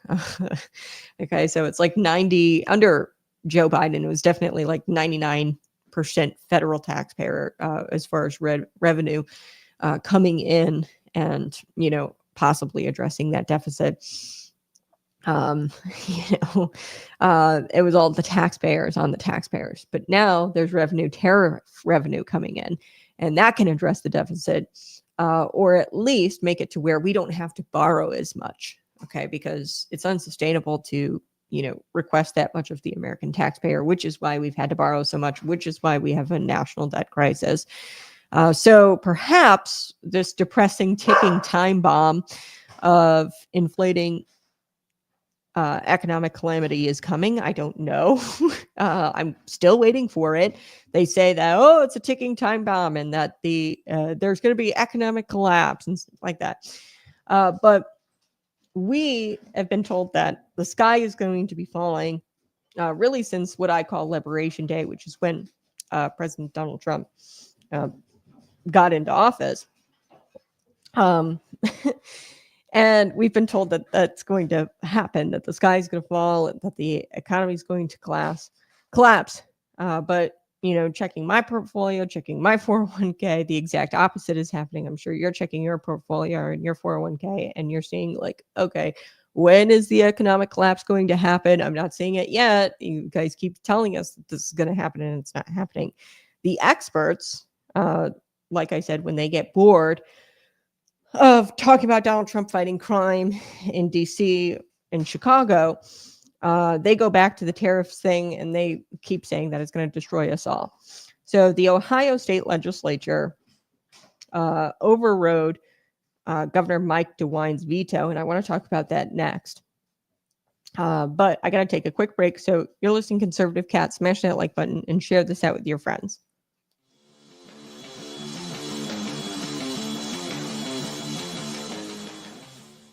Hey, you're listening to the Conservative Cat Clips. This is the place where we don't call 911 first. Nope, we pray, we prepare, and yes, we pack heat. Every time there's a tragedy, the media and the Democrats, they start crying do something, do something, and do something. And what they mean is more laws, more bans, and more restrictions, not on criminals, mind you, but on law-abiding citizen. So let me tell you what evil doesn't care about. They don't care about legislation. The man willing to break the sixth commandment, thou shalt not murder, doesn't blink twice at your AR-15 ban. Okay, he doesn't read your gun-free zone signs. He sees those signs and he says, this is an invitation for me. Gun control doesn't stop evil. It disarms good people. The founding fathers didn't give us the Second Amendment so we could go hunting. They gave us the Second Amendment to protect ourselves against tyrants, both foreign and domestic. And newsflash, tyrants don't tend to announce themselves. They come wearing smiles and waving around fancy policies. And I also want to talk about self-defense today. Self-defense. The average police response time in big cities like Chicago could be up to 10 minutes, sometimes even longer. I know the Chicago PD is really struggling with that.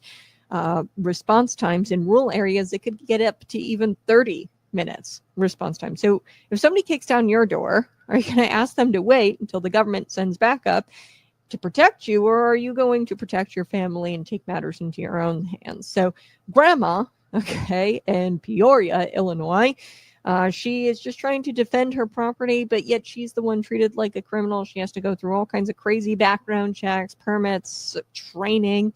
And the thug in Chicago, he gets the gun out of his trunk in an alley, and he didn't think twice about our laws, okay? It's about power. It always has been. Every dictatorship in history has disarmed their citizens first. First, that's Stalin, that's Hitler, that's Mao. They didn't want competition. And once the guns were gone, so were the rights, the freedom, and the people. So a disarmed people is a controlled people. But an armed, faithful, and free people, that is a nightmare for tyrants. And really, it's a blessing to your neighbors if you are armed. The Second Amendment isn't outdated. It's eternal. And just like evil, just like our right, just like the evil has the right to do evil things, and that they will, we have the right to resist evil and to arm ourselves. And the Second Amendment is pretty dang clear, shall not be infringed. This has been Conservative Cat Clips. Hey, go ahead and smash that like button, share this out with your friends. I appreciate you being here today. Before I took the break, I was telling you a little bit about tariffs and these experts, they'll constantly complain about the tariffs and how they're going to destroy us all. I'm sure when you check your portfolio and your 401k, you're still kind of waiting for this catastrophe. The sky is falling, calamity, the economic calamity to happen. It's not happening. In fact, the CBO report actually tells us that we're looking at a reduction in our budget deficit, $4 trillion over the next 10 years, which is insanity. So on top of people buying American products, companies coming back to America, we're looking at our deficit going down because of the tariffs. Like I said, prior to, I don't know, the 1930s, somewhere around there, we're all about like 80-20. So 80% would come from the taxpayers, 20% of our revenue would come from tariffs. We're kind of getting back to that, and that is where Donald Trump wants to take us.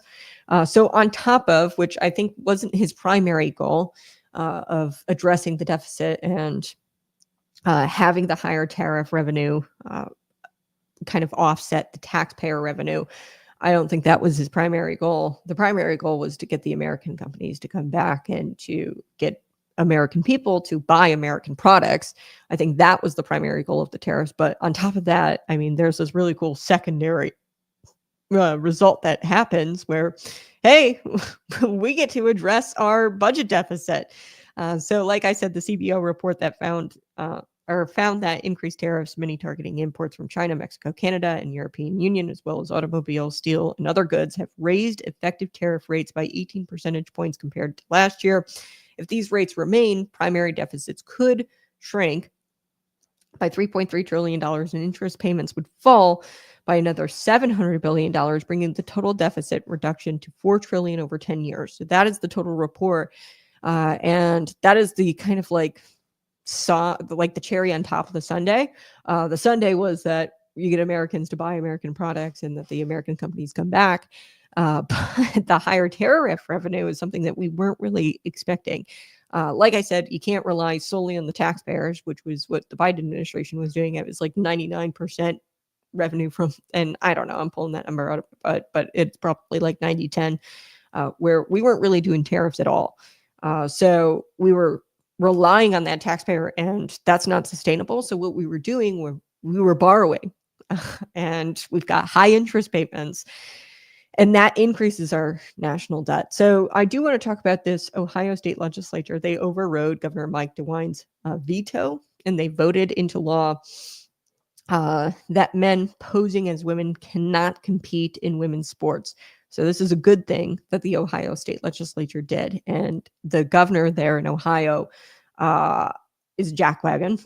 Okay. And he vetoed this, but they voted into law that men posing as women cannot compete in women's sports at a high school level or collegiate level. So the legislature just voted to protect women's rights to, freely pee without the threat of men posing as women invading their bathroom spaces, their private spaces. That's what the state legislature voted on. It's one thing for private citizens who do not agree with these laws to, thumb their noses, on X or Reddit or whatever at the system. And it's one thing for private citizens to, say, no, we're not going to follow the law, the state law. But it's a whole nother matter when you have a college administrator who chooses to do the same, or not a college administrator, a high school administrator. So that brings me to today's story. This is Tammet Duckworth, not Tammy Duckworth, the U.S. Senator, but Tammet Duckworth. She is the assistant athletic director at a Princeton City High School in Cincinnati area. Okay. And like I said, Redditors and people on X, they can hate the legislature, or not practice like a private citizen. So say a man posing as a woman goes into a bathroom and he's just thumbing his, nose at the system, and he's just outright not following the law. Okay. This guy that's posing as a woman and goes into the bathroom. That's one thing. It's a whole nother thing when you have somebody of power thumbing their nose at state law.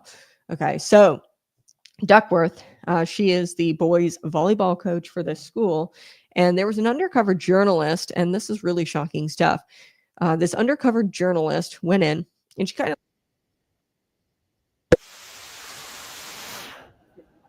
ready.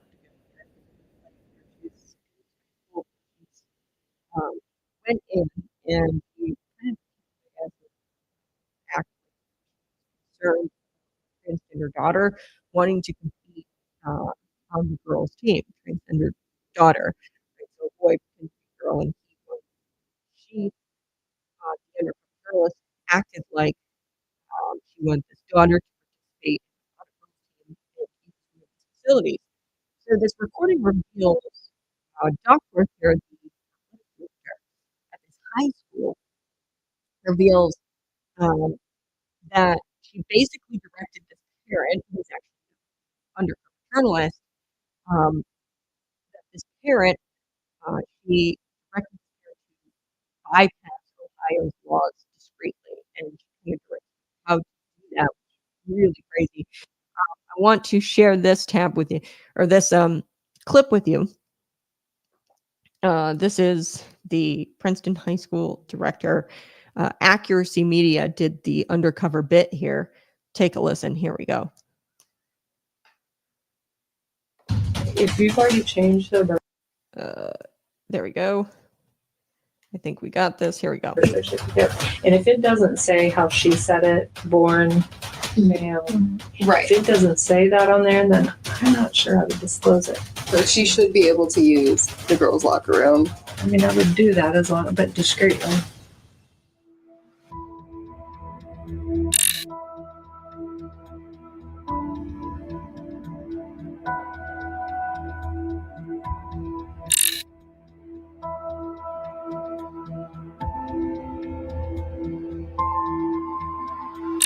The reason we want to find out about sports now is because the conditioning in the summer and all Yeah, that. I know soccer's already started. Yeah. Okay. Yeah. Yeah, I'm glad you asked her because I'm curious what it's going to be. I mean, I have half a mind to just enroll her with the updated birth certificate and just Yeah, not much of it. Yeah. Okay, so then my question would be, is she gonna be comfortable with that? Yeah, she wants to be seen as a full female. Yeah, that's what she is. Okay. Yeah. Yeah, I think that's. I just don't know, like, would she share it with anyone? That's, you know what I mean? Yeah. Right. Do you recommend that we just get her enrolled with the update birth certificate and move on? Get her involved in sports and not really mention this again? I would say whether it's at Princeton or another school, I would suggest that. Okay. So basically, as long as nobody finds out, we should be fine. Yeah. Okay. Now, if somebody did find out, then Right. Yeah. especially if I said somebody named Karen. Yeah. Right. Yeah. Right. I'm sorry, I shouldn't be No, saying it's.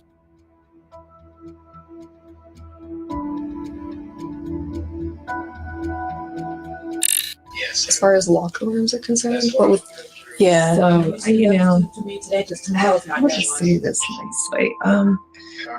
For me to do it. most of our kids, Okay. most of our kids will change wherever. I so think she should be able to use the girls' locker room. I would do that as long, but discreetly.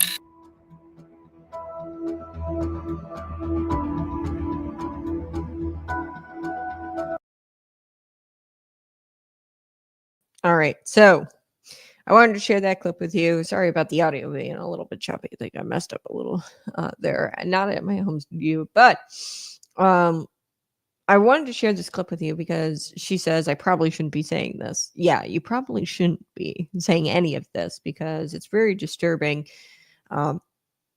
The directing parents to, subvert or like really bypass Ohio's laws discreetly. That's what they're saying that you should do. This woman, this athletic director, she's at the Princeton Princeton City High School. She's the assistant athletic director. This is in the Cincinnati area in Ohio. First, you have an athletic director who's supposed to be protecting the safety of all students and athletes and looking out for their best interest. And she is basically throwing those interests out the window for a particular cause, the transgender cause. She's throwing all that out the window. The majority of your students, you should be protecting their safety. Really, it's for the safety of the transgender individual as well. They shouldn't be changing in a locker room with girls either. They should change in a bathroom stall by themselves, or like a single stall, something like that. They should not be subjecting little boys to little girls in these locker rooms. I mean, this is just so disgusting.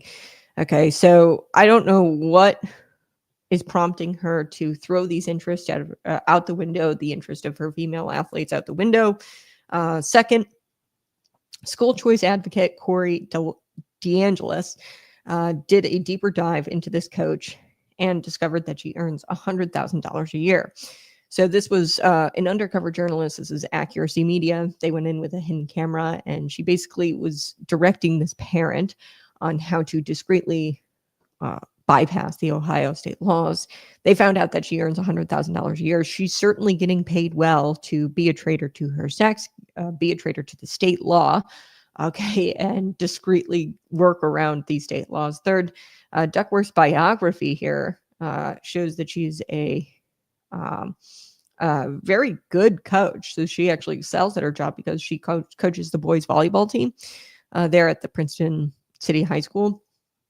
The boys volleyball team, and she's won trophies. She's won all kinds of trophies and championships.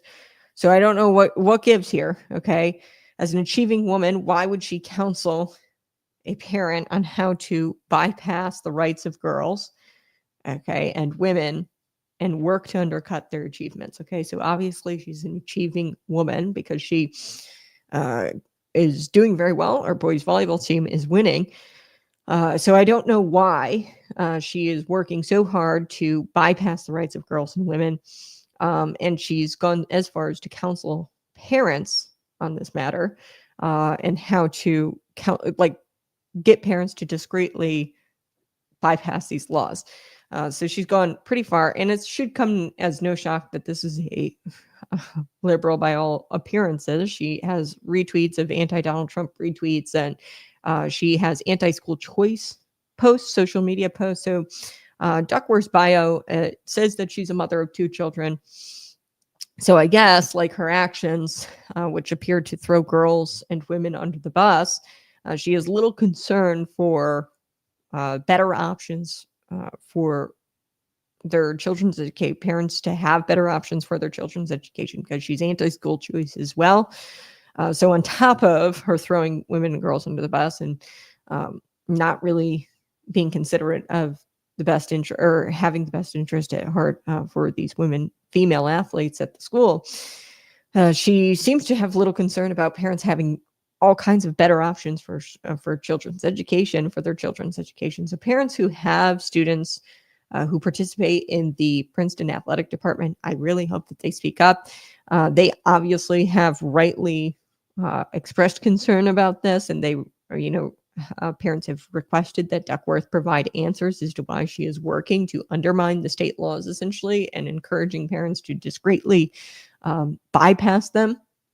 Parents deserve an answer, and good on the Princeton parents, Princeton City High School parents, for demanding these answers. So really shocking stuff. It's one thing to have a private citizen subvert the laws, but it's a whole other thing to have an administrator who's getting paid hundreds of thousands of dollars in salary to subvert the laws, or to bypass these laws, or encourage the bypassing of these laws.